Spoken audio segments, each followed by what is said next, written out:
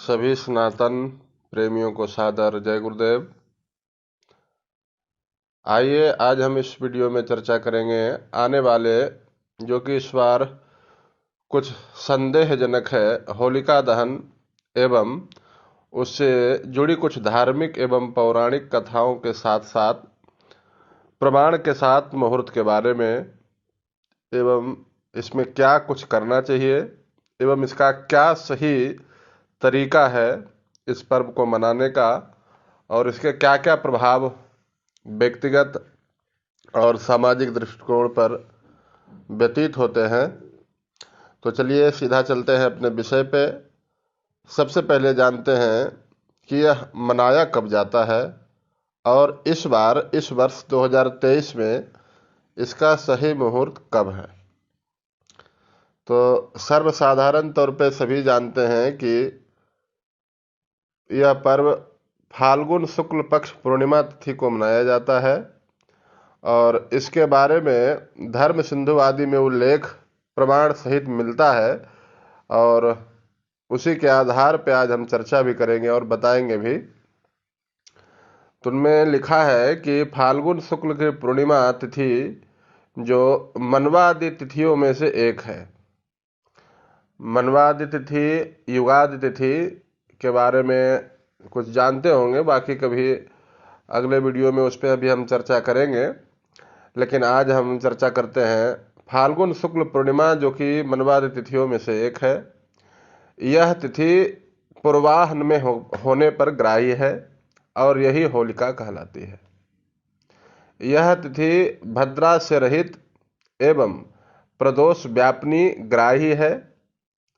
दोनों दिनों में, यदि जिस प्रकार इस बार पड़ रहा है, दोनों दिनों में प्रदोष में रहने पर अथवा प्रदोष को एक देश में रहने परा ही ग्राह्य है। परा का मतलब दूसरे दिन का।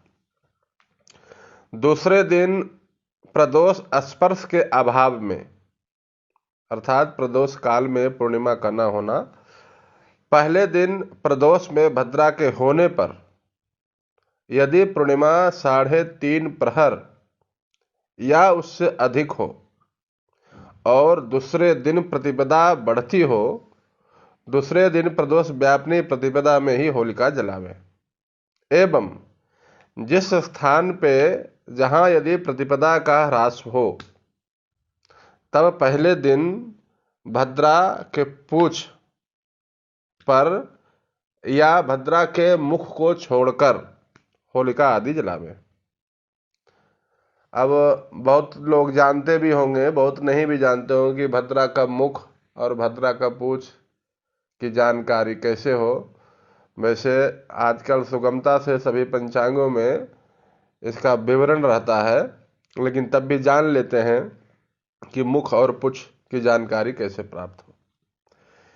इसके लिए धर्म सिंधु में ही उल्लेखित है कि पूर्णिमा में भद्रा के तृतीय चरण के अंतिम 3 घटी भद्रा का पुछ होता है।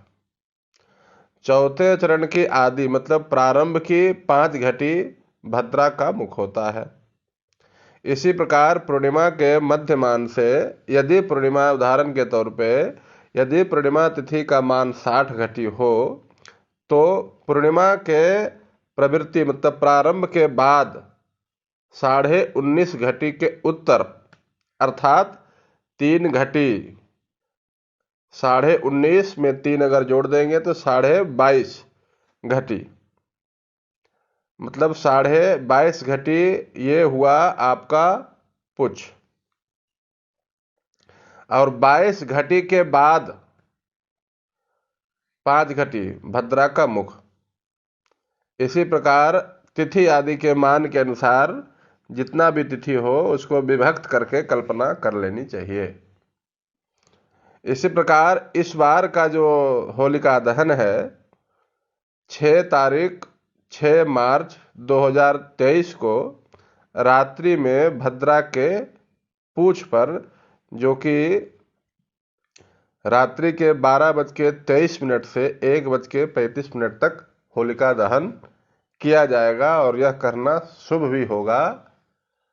इस प्रकार का विवेचन बहुत से ज़्यादातर पंचांगों ने दिया भी है, और जो सर्वसम्मति से पंचांग आजकल चलता है, ऋषिकेश पंचांग में भी इसका उल्लेख देखने को मिला है।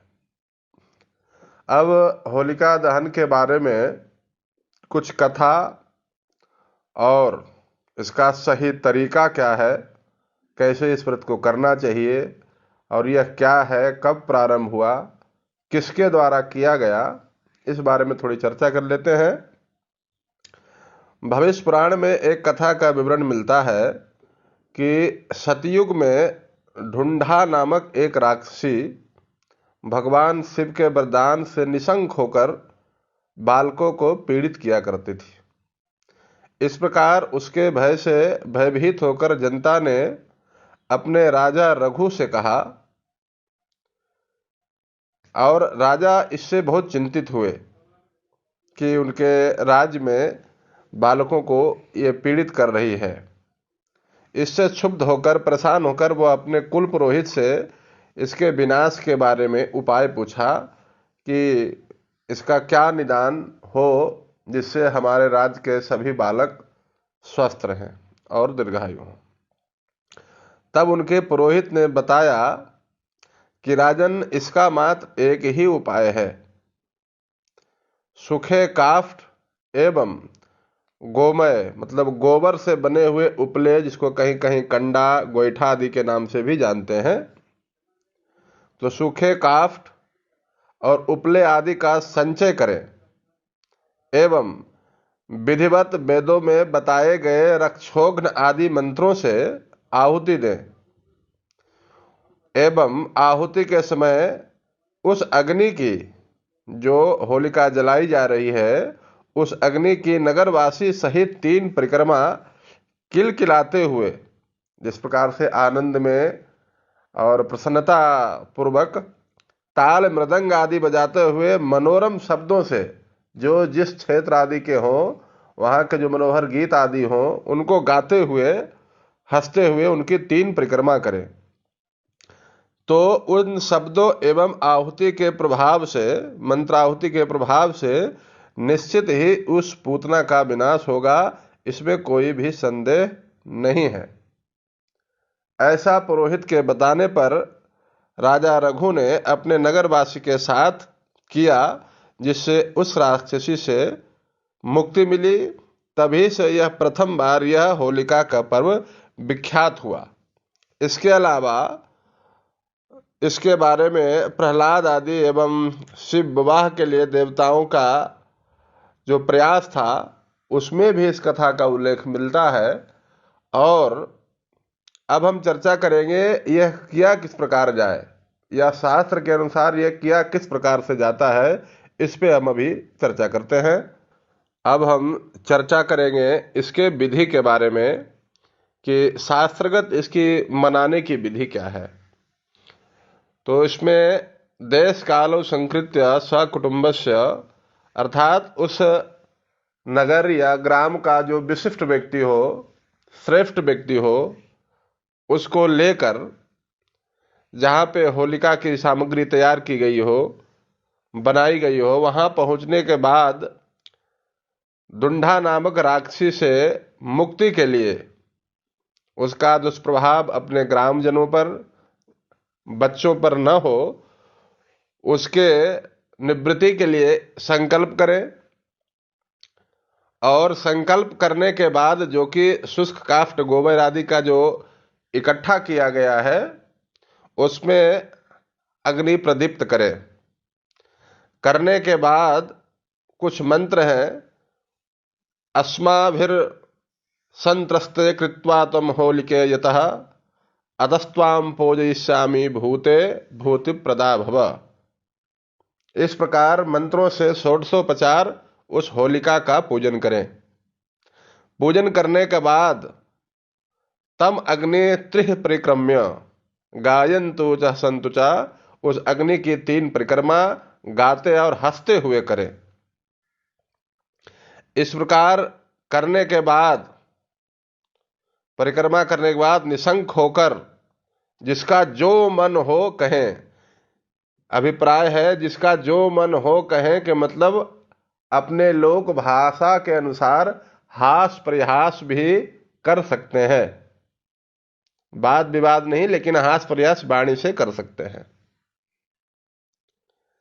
उसके अलावा नियम कहता है कि इसकी शुरुआत कब से हो, कब से इसके लिए लग जाना चाहिए। इसमें आया है कि जलाने के बाद, अर्थात होलिका जलाने के बाद, एवं रात्रौ होलिकोत्सवं कृत्वा प्रातः प्रतिदिनं यह स्वपचम दृष्ट्वा स्नानम कुर्यात्। जो अवशेष वहां की होलिका धूल आदि है, राख आदि है, उससे स्नान करें या उसका लगाएं। और इसमें है कि ज्योतिर्निबंध एक पुस्तक है, उसमें उल्लेख है कि फाल्गुन शुक्ल के पंचमी आदि तिथियां जो है अनंत पुण्य देने वाली है। उनमें से 10 शोभनीय हैं। उनमें लकड़ी की चोरी करने का विधान है, अर्थात होलिका तैयार करने के लिए लकड़ी आदि का चोरी करने का विधान है। चांडाल के घर से, सूतिका आदि है, अगर सूतक किसी के यहाँ है, सूतक के घर से लकड़ी की चोरी कर बच्चे से अग्नि मंगावे, छोटे बालक से अग्नि मंगावे। पूर्णिमा के आने पर उस लकड़ी को जला दे जो चोरी करके पंचमी तिथि को लाई गई थी। गांव के बाहर या बीच में तुरही बाजे, मतलब जो जहां का बाजा आदि हो, के साथ राजा मतलब जो उस गांव का विशिष्ट व्यक्ति हो, श्रेष्ठ व्यक्ति हो, पवित्र होकर पहुंचे। ब्राह्मणगण स्वस्ति वाचन आदि करें, राजा दान आदि करें। दान देने के बाद होलिका की चिता को जलावे। इसके बाद संपूर्ण चिता में घी दूध का छींटा डालें। नारियल, फल, विशेषकर अनार का उसमें भोग करें। उस रात को गाने बजाने के बाद और नाच से व्यतीत करें, हर्षोल्लास के साथ मनावे। उस अग्नि की 3 परिक्रमा करने के बाद लिंग, भग आदि शब्दों से उस पाप राक्षसी को तृप्त करें। इस प्रकार रात में होलिकोत्सव मनाकर प्रातः काल प्रतिपदा में, अर्थात दूसरे दिन, चांडाल को देखकर या स्पर्श कर स्नान करें। उसको कोई पाप नहीं होता, चांडाल को कोई दोष नहीं लगता है, शारीरिक या मानसिक कोई व्यथा नहीं होती।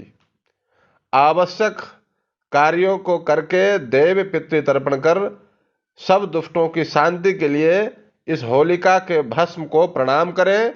प्रणाम कर मंत्र आदि जो ऊपर लिखे गए हैं, वंदिता सुरेंद्रेण ब्रह्मणा शंकरेण च अतस्तुम पाहि नो देव भूते भूति प्रदा भव, यह उस होलिका के भस्म को धारण करने का मंत्र है। उसको धारण करके उस होलिका को, उस धूल को हल्का सा ऊपर आकाश की ओर उड़ा दें। यह जो है शास्त्रगत धर्म सिंधु में उल्लेखित होलिका का नियम है, जो कि अपने क्षमता और ज्ञान के अनुसार बताने का प्रयास